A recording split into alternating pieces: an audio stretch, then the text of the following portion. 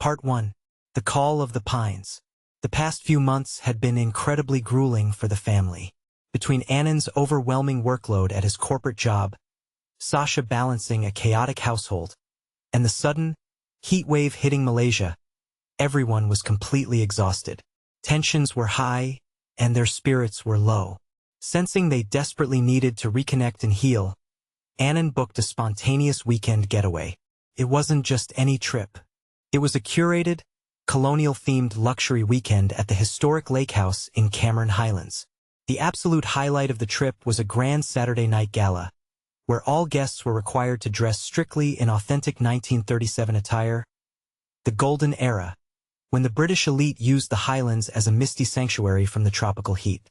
With the departure date just days away, the family began preparing in their separate homes, a spark of excitement finally breaking the heavy gloom of the past months.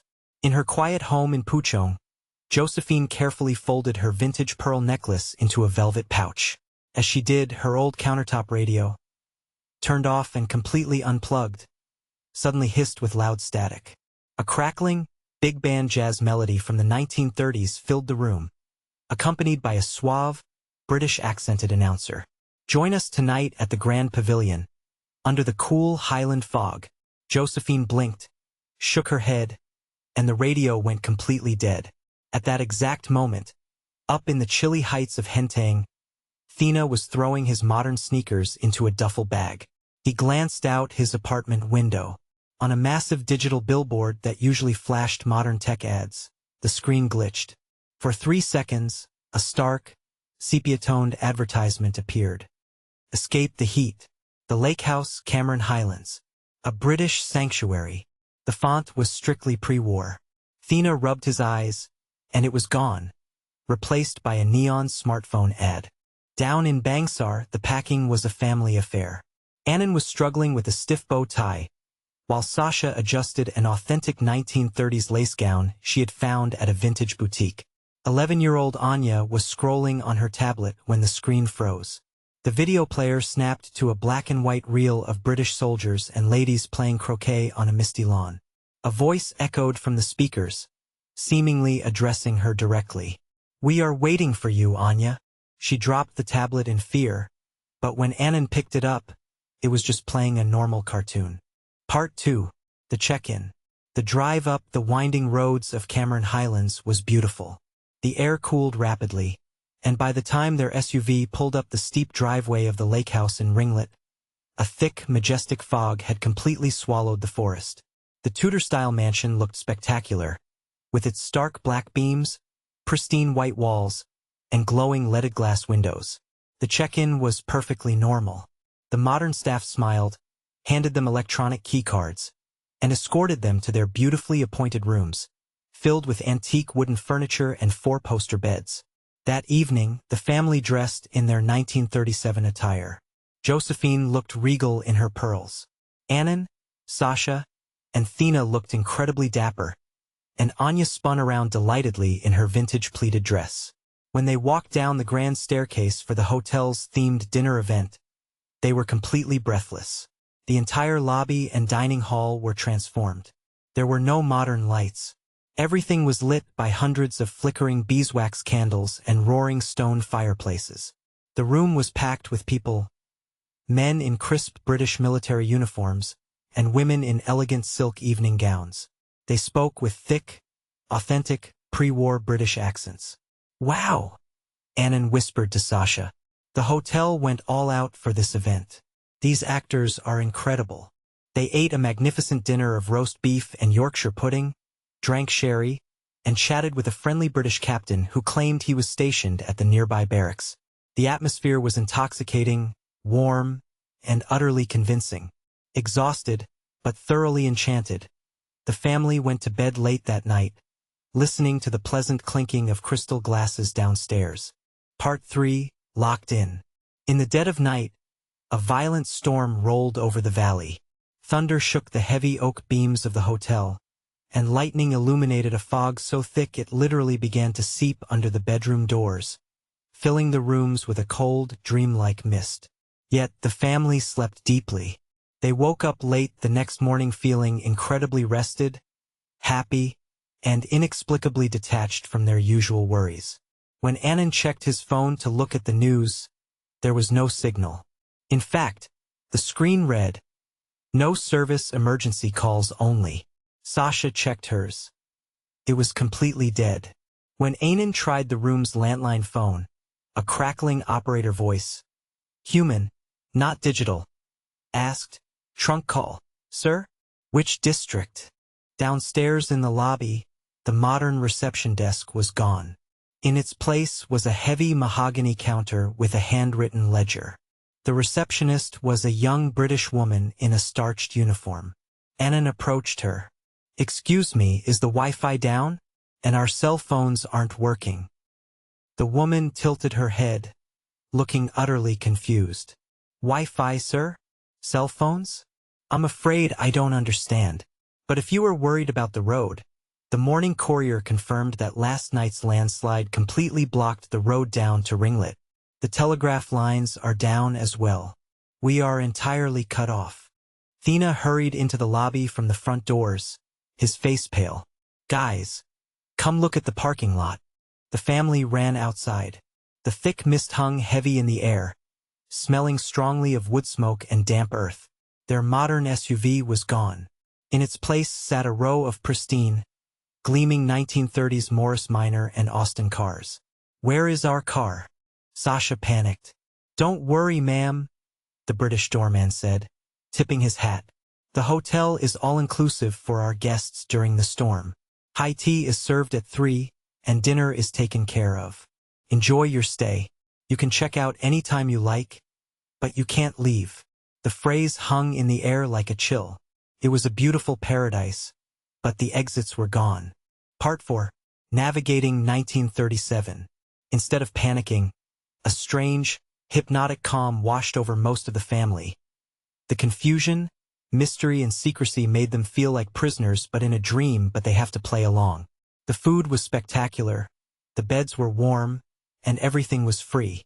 But Josephine, with her lifelong wisdom, and young Anya, felt a growing sense of dread. While the others napped, the grandmother and granddaughter decided to investigate. "We need to find out where we are, darling," Josephine whispered, grabbing an old, hand-drawn paper map of the Cameron Highlands from the lobby lounge. They stepped out into the freezing fog to explore the surrounding area, navigating through the misty, shifting trails. Using the paper map, Josephine and Anya walked toward what should have been a sprawling, modernized tea estate. As they crested the hill, they saw dozens of laborers harvesting tea leaves by hand, putting them into woven baskets. Josephine pulled out a small vintage digital watch she had worn. The battery was rapidly draining backward, the digital numbers spinning completely out of control until the screen cracked and went black. The workers paused, turning their heads in perfect unison to stare at the grandmother and child with hollow, unblinking eyes. They moved toward the direction of Tanarata, finding the old Highland golf course. The mist cleared for a brief second. They saw British officers playing a game, laughing loudly. But when Anya stepped closer, Josephine noticed the laughter didn't match their mouths. The sound was delayed, like a poorly dubbed movie. One officer swung his club, hitting a ball. The moment the club made impact, a loud, agonizing human scream echoed across the green, though all the officers kept smiling and clapping. Josephine tightly gripped Anya's hand and pulled her away. Desperate for answers, they walked toward the smokehouse, another Tudor building nearby. Inside, the lounge was empty, but a grand stone fireplace was burning hot. On a wooden table sat a fresh copy of the Straits Times newspaper. Josephine picked it up, her spectacles fogging over. The date printed on the top was October 24th, 1937. Suddenly, the heavy wooden front doors slammed shut. The temperature in the room plummeted until their breath turned to ice. The shadows on the wall began to stretch and twist, taking the shape of colonial figures reaching out for them. "We don't belong here. They want to keep us here forever." Josephine, summoning incredible strength, grabbed Anya, kicked open a side latch window, and they scrambled out, running through the dense, blinding fog all the way back to the safety of the lake house. Part 5. The third night. When they returned, Annan, Sasha, and Thina were sitting peacefully by the fireplace at the lakehouse, sipping sherry, looking completely entranced. "We showed them the newspaper," Josephine said, her hands shaking as she related the story to Anya later. "We told them about the golf course." But Annan just smiled and said, "Isn't it wonderful here, Ma? No internet, no traffic, just timeless luxury. Why would we ever want to go back to Kuala Lumpur?" That night, their second full night in 1937, the hotel threw another grand ball. The family dressed up again, but Josephine and Anya stayed close, watching the repeating patterns. They noticed the guests were saying the exact same jokes, laughing at the exact same intervals, and dancing to the exact same jazz record over and over again. It was a beautiful, elegant loop, a trap made of gold and velvet. Before going to sleep, Josephine tucked Anya into bed and held her hand tightly.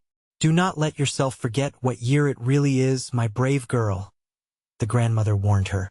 "If we accept this place tonight, we will never wake up."